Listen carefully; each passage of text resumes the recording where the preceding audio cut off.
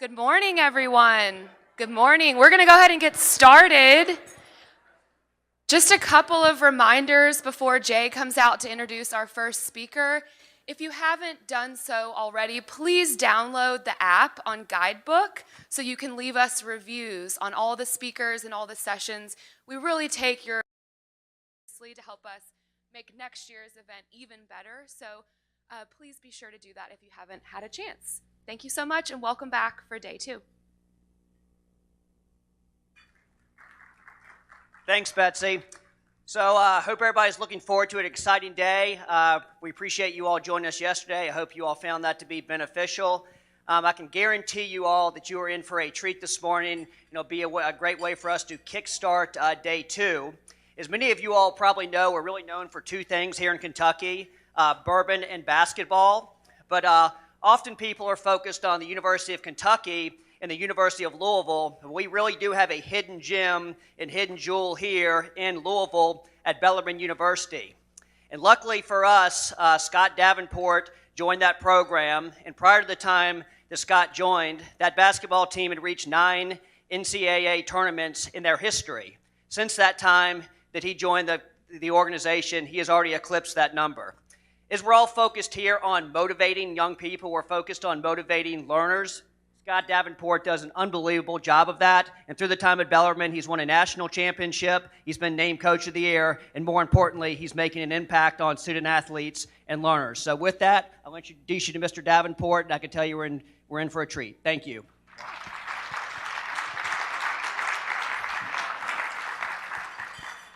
Good morning. I like that. Okay, now I'm going to full disclosure. You're getting ready to get it.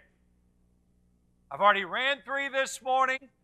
I'm coaching at an institution that maybe within 12 days, who knows? We may make the biggest quantum leap in the history of the university. We may reclassify. It's been explored. It's been debated. It's been researched from Division II to Division I in terms of athletics. Now, they mentioned that we're known for basketball, and everybody knows the closure. How many University of Kentucky fans are in this room? Stop. I coached at Louisville. How many Louisville fans in this room? Okay. Can anybody tell me when the University of Louisville or the University of Kentucky started basketball? Can anybody name me the year? Wait a minute, I just heard all this, woo! Wait, where are you? You just failed the pop quiz of the day. Nobody can tell me. I asked 5 media members. They said, Coach, what if this happens? Maybe that's bad for you. I said, when did U of L, UK, Western, Murray, Moorhead, Eastern, IU, when did they start basketball? Nobody knew. One guy was a Western grad. I said, when did WKU start basketball? You don't know? You're the biggest fan. Well, if Bellarmine does this in 2020, everybody will know. Because that's the era we live. Everybody will know. Will any coach, will any first-year player and that team will anybody ever be able to say they played the first? No. So I'm trying to get you to go beyond. I read all the shirts. I see all the slogans. You're talking about going beyond? You're talking about being pumped up? Yeah, that's what's on my plate every minute of every day. And that's second place. You're talking about going beyond. 8.5 months ago, September 22nd, Ren Elizabeth was born. My first granddaughter. My first grandchild. Before, all I had was a grand dog. Don't laugh. My granddog's name is Coach. And when I walked him and he's a puppy, what do puppies do? Bite their leash, dig, do things they're not supposed to. So I'm walking the neighborhood yelling, Coach, stop it. Coach, leave it. And the neighbors look out and go, he's yelling at himself. He's finally lost it. And now I got Ren Elizabeth. How about that? Talking about going beyond. Yes, she needs you. It's not me. I'm not going to have the answers. She needs every one of you. I tell our players, Ren needs you. You're the answer. So these young people that you're dealing with, no matter how you're getting them educated, Ren needs them. It's the same in my locker room. It's going to happen. I don't have those answers. Oh, there's challenges. My birthday's late January. There's humbling challenges. You're in the middle of basketball season trying to do a birthday, it's impossible. Finally, it's late on a Sunday night, worked all day, get home, we're doing like an 7:30, 8 o'clock dinner. We're somehow doing it. We're going to my son's house, Ren's father, and my wife goes, we're in the car, she goes, wait, I forgot the gifts. She gets out of the car, runs in, unlocks the door, goes, gets, comes back out. She got this bag, and I said I didn't need anything. Let's just have a good dinner. It's the middle of the season. We're going great. We've got 2 games this week. She goes, oh, they're not for you. I got Ren 6 new outfits. So we're all challenged. How many of you this morning, be honest, said, gosh, I got to. Now, I know there was a party last night, and I know we know bourbon in Louisville. How many of you this morning said, I got to get up? Don't show your hand. Just answer to yourself. How many of you this morning said, I've got to get up? Gosh, I've got to get up. Good. If you said that, good. More about that later. I'm going to tease you a little bit. Good. But I'll tell you this morning, I got to come here, not I had to come here. It's a mist of rain. It was a beautiful morning. Had a great run. It was incredible because I got to come here. Check that box off. Not, oh gosh, I got to put big boy clothes on and go in there today and do that. No. So you got to start that day just like that. How are we going to do that? I'm just going to give you 3 little simple keys. 3 little simple words that I know they drive our team every day. The first one is the most simple of all. I don't care what you're doing. I don't care if you're with a team or an individual. In any endeavor in your life, the first word that is the first prerequisite, no matter what you're doing, is the word try. Because without trying, you have no chance. I know that's simplistic, but if you don't agree to try, you're done. It's simple. I get it. The second one, very simple. Think of this. Every team, every individual has a must-have. Like my basketball team, they all report back this Sunday. There's one must-have that team must embrace to have any chance, the same as you, for personal or team success. And that is, they must embrace the word truth.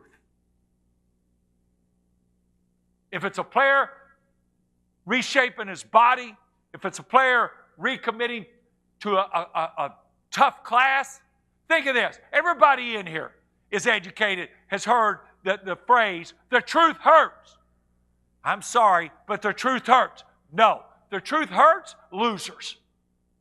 The truth helps winners because they embrace the truth. And then they say, boy, that is true. I tell a player, you've got to improve your left hand or you have no chance. What if he pouts? Coach is picking on me, says I can't dribble with my left hand. Well, you know what? The opponent's going to make you dribble with your left hand. But if that player says the truth helps, he's helping me.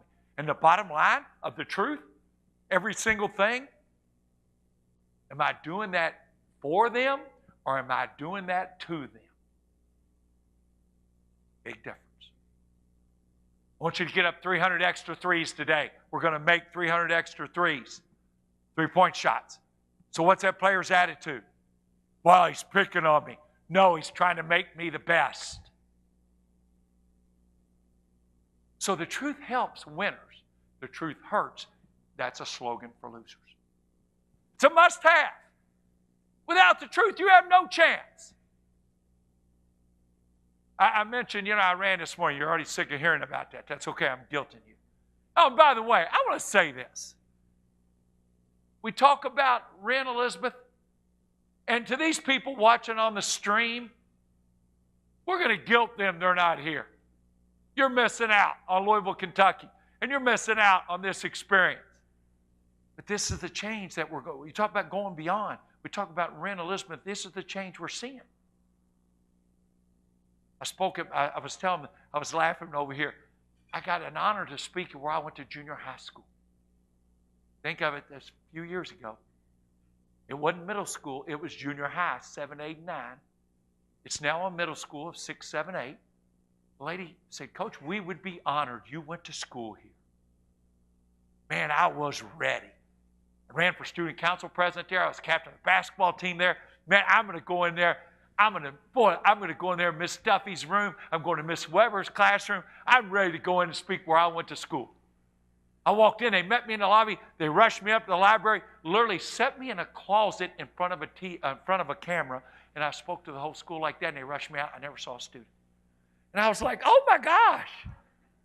But what you do, you're making people, you're enabling people, so thank y'all. And if you're watching on the stream, we miss you. You're lost. You missed out on a great time, but enjoy it. You're enabling people to go beyond because they can't, so thank you. Now, the last word that I use, it's something that, why do I get up every day and I get to go to work? Why every day is it not I have to go? Well, I'm very open and I'm very hungry. And I think when I get up every day and I get to take on that challenge, it's because of that last word that's important of the three I'm going to mention today, and it's humility. When you're humble, you stay open and you stay hungry to learning. And without learning, you have nothing. It's not just being capable of learning. It's wanting to learn. It's not that player who's coming back Sunday night to spend all summer at Bellarmine, working camp in the gym, maybe in summer school. It's not that he is capable of getting better. It's that they want to get better. Big difference. And that desire that drives you is humility. We're all in education. We all know when you're through learning, you're through. And I know it's an old saying, but it's true. And those players every single day must win that day. What we strive to do at Bellarmine in the basketball team is we strive to do it together. Because when everybody in that room goes in, take a third grade class. Forget the middle school class I talked about. Just take, anybody here's got a third grader? You got a third grader? So you got a class of how many? 20, 22, 24, about that? How great would that class be if every third grader went in there that day and said, man, I'm going to help Johnny over here. I'm going to help Susie. If all those little third graders did that, well, that teacher had one heck of a day. Well, I'll do that every day in a locker room of 15 college basketball players. If they're going that weight room and Parker Chitty and Justin Betts are helping a freshman, man, it's great. It's great. I put out a tweet on Twitter yesterday at Bellarmine Hoops, same little plug there.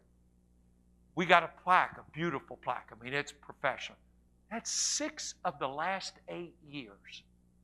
We have led the nation in shooting percentage. I'm not turning this into a basketball camp. You say, well, you got a bunch of guys shoot the ball real well. So do other people. This past year, I looked it up. We led the world. Division I, Division II, Division III. That's 1,100 plus schools. NAIA, that's another 350. The NBA, the Golden State Warriors shot 49-4. We shot 54-3. We went to the Euro League. I looked at, we got a player playing for Bayern in Munich, Germany. I got the Euro League stats. We led the Euro League. So I said, we led the world. It's not because of those shooters. Yeah, they work at it. It's because of our passing. That guy in the weight room who wants to help make somebody better, he wants to get that guy the best shot, and then that guy wants to get his teammate a shot. So why can't we work together like that? Well, if you're open and hungry, and you're humble, you're willing to do that. If you think you got all the answers, no, that ain't going to happen. All right, now, how do we go beyond? How do we go beyond? Here we go. How many of you, honestly, and I want to know this, how many of you, when you face good times, personal, professional, how many of you look at it and go, good? What? Has he lost his mind?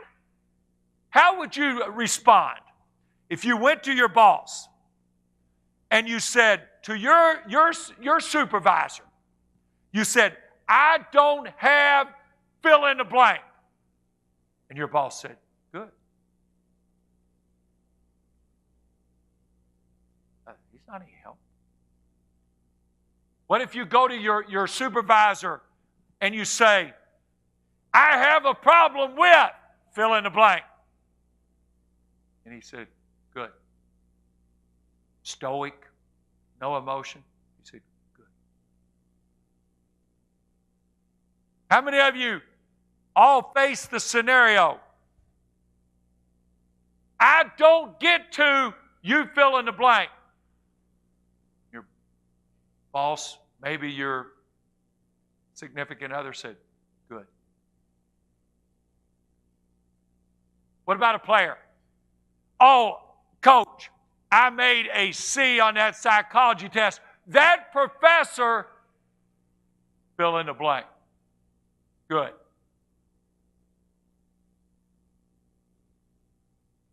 Official makes a bad call. But coach, good. It's going to happen. All those scenarios I just had are going to happen. They're all going to happen. What are you going to do? You going to pout? I tell our players, going for a layup, you get hit, you miss it. Stand there and pout, stomp your foot, throw your arms up. Score 69 all. Team goes down because you're at the other end pouting and your guy just scores a layup. Now we're down 2. So you had a choice. It didn't go your way.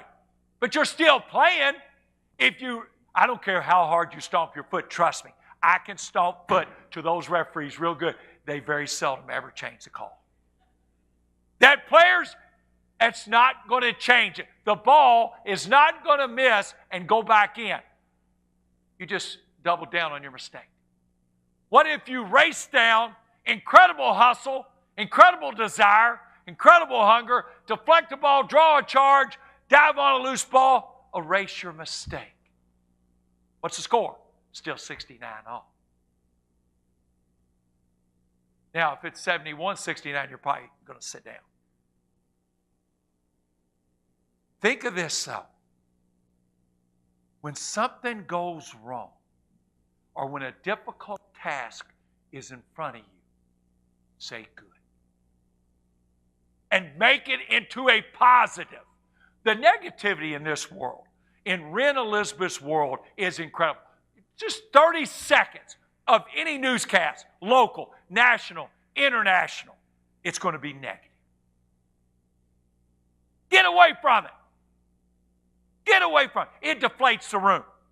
You need to inflate the room. Be upbeat. Be positive.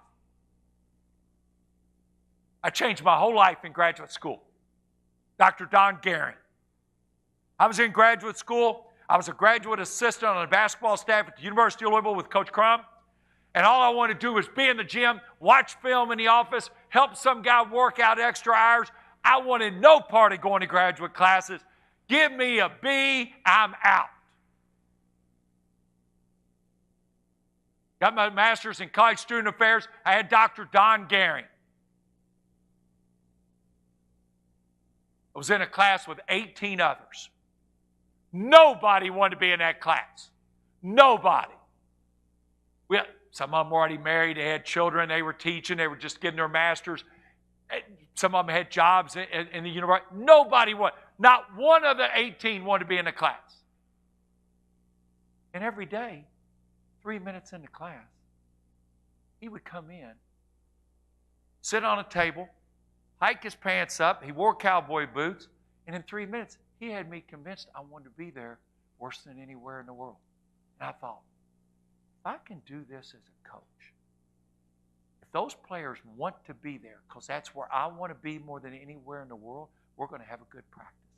No different with you every single day. He did it. He did it. I laughed one time. I was talking to a group of educators and I told that story. I had Dr. Gehring 5 times and some woman who shook her head in disgust. I think she thought I failed and I had to keep taking him.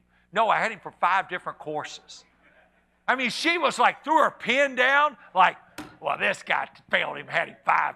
I'm like, no, ma'am, no. And I didn't stop, but I'm like, I wanted to stop and say, no, ma'am, I had him for 5 different courses. I didn't fail 5 times. He was the best ever. But just think, you didn't get a promotion. You missed your goal for whatever semester or year segment. You didn't get the funding that you wanted. Okay, you didn't get it. That's bad. But it presents an opportunity. An opportunity for, at the end of the day, what? For you to get better. For you to improve as an individual. To do better, to get the funding. To do better, get the promotion. To do better and go to reach a new goal. We got beaten in the regional championship last year. It was a heartbreaking loss. We'd have been in the Elite 8 for the 5th time. So what's our decision? We all got to get, it's an opportunity to show we're going to get better. Let it drive us every single day. Because at the end of the day, we didn't get it. We could get bummed out. We're past that. We could get frustrated at an injury or a bad call. We're past that. We could get startled. Oh my gosh, we were #1 in the nation almost the entire year, and we had 3 injuries. And they all kind of came back at different times. No, let's take the opportunity right now to get better. Here's why. Now, I touched on it. I told you I was coming back. If you're able, internally, in difficult times, to utter the word good, that means you can breathe. That means you are capable of getting better. So get up. Get off your feet. No pity party. Don't get frustrated. Get re-engaged. Get re-energized. And get motivated to get better. Turn it into a positive. That guy that missed the layup can't change it. Get better. We got beat in that regional championship. I go back to Romeo, Illinois, I would change. We can't. But they'll be in the weight room at 6 a.m. Monday morning. Then they're going to eat breakfast, and they're on the court. Then they'll eat breakfast 8 to 8:30. Then they're going to work camp 8:30 to 4, and they're back on the court from 4 to 6. That'll be their 12-hour day Monday for the next 5 weeks. Good. They're all going to get better together. It's not one thing if he's in there lifting weights by himself, but if he's got 14 teammates in there encouraging him.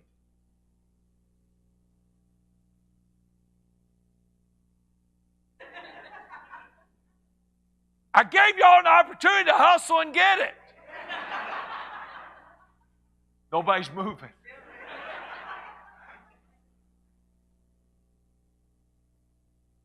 I guess it is good. He left. He's not playing at Bellarmine this year.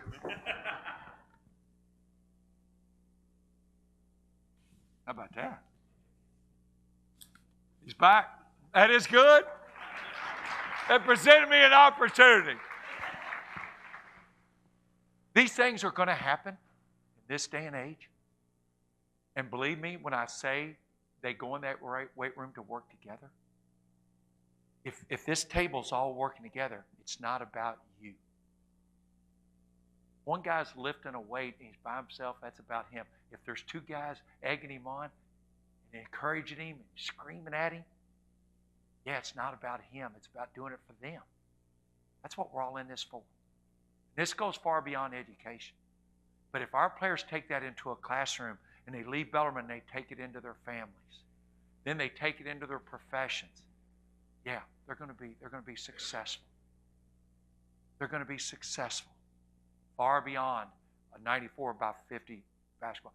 Think of this. We talk about going beyond.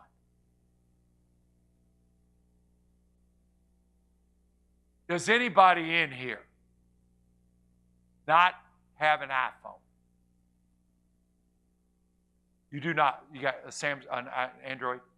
But let me rephrase. Does anybody? Oh, no. Okay, we got two. I've got an Android too, so it's okay. All right.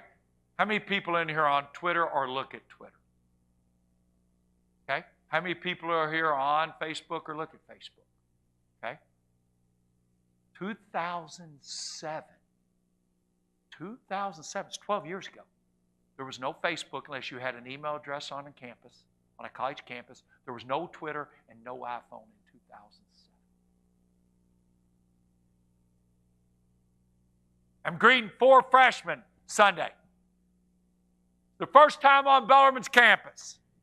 4 tremendous prospects. They have no idea what they're getting into. Oh, they will about 6:20 Monday morning. Think of it in these terms. When I say the Wren Elizabeth, good, my man, opportunity. Think of this. This is frightening to me. Those 4 freshmen are going to work beyond the year 2060.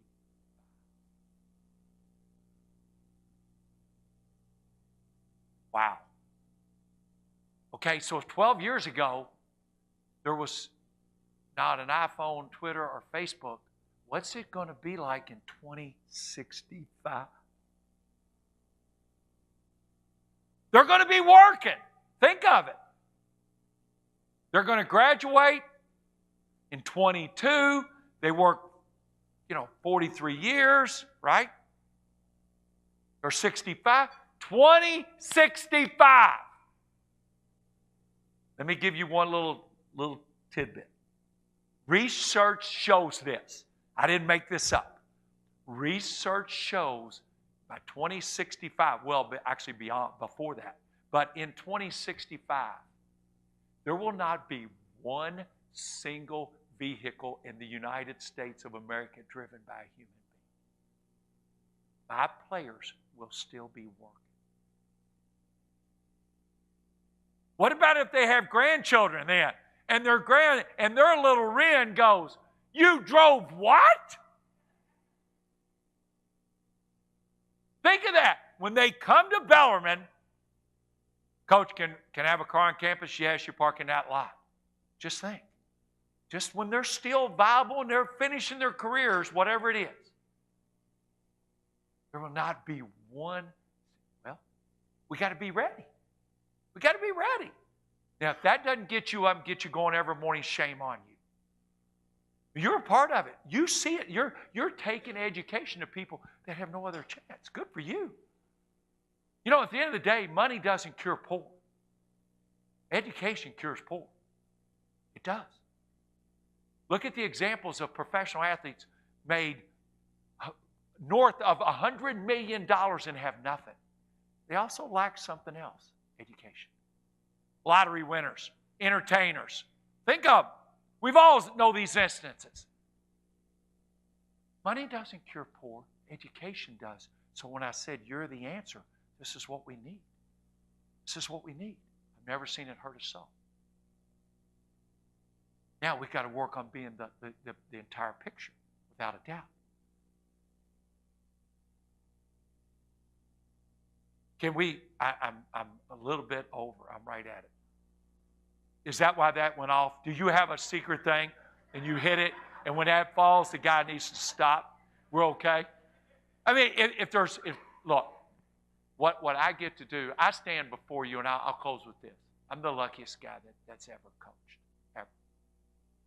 I told a story the other day in a private setting, and I was not supposed to tell anything that everybody already knew about myself.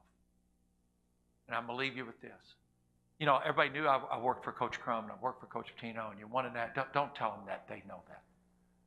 What you don't know about me is I lost my dad at 9 years old on a Halloween day, 1:15 in the afternoon, 10 feet from me, with a massive heart attack. You know, when you're 9 on Halloween day, it's a pretty good day. That wasn't a real good day. And it'll end because people that shaped my life, teachers. My high school coach passed away a year ago. And upon retirement, all he did was have clothing drives. He called me one year and he said, Coach, he said, fella, I need a favor from you. I said, Coach, what do you need? He said, I need shoes. I don't have any big shoes. I got kids that got big feet. And you got some in your locker room that the players aren't using anymore. Well, it went from Bellarmine men, Bellarmine women, Louisville men, Louisville women, and I had a pickup truck of shoes for Coach and his kids. And he passed away. And he didn't want any flyers, and he didn't want a donation to this, because nobody does it unless you do it right there on the spot. We just all forget it. He wanted shoes. And everybody went to Shoe Carnival. And they bought 3 for $1, 4 for $1, and they piled them into the funeral. And I'll never forget, I was a pallbearer on a Saturday, and I asked the director, I said, how many pair? And he said, we're over 250.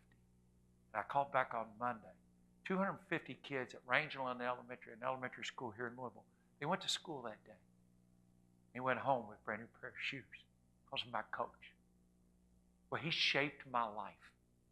Because when I didn't have a dad and all I wanted to do was play basketball, he gave me the opportunity, and I coach parts of him every day of my life. Every day of my life. That's what education's about. And you know, that'll encapsulate my entire story right there. I've already said, when I'm gone, that's how I want the story to end. I want so many shoes that'll be on, because that's what my coach will be proud of. And I'm the luckiest guy in the world. To think what I am in my life, and I've never had a big boy job yet. Right before my mother passed away, she said, Scotty, if you keep working hard, you might get a real job, make something out of yourself. Still trying. So no matter what happens to you, be upbeat, be positive, make others better, and take on every challenge, and don't get discouraged. Embrace the truth, try every day, and stay humble. Are we good? Thank you all.